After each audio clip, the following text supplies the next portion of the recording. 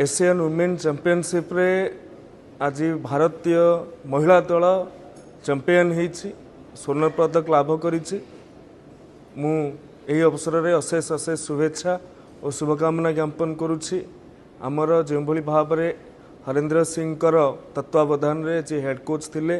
ये पूरा team T एते सुंदर खेलिला भल खेलिला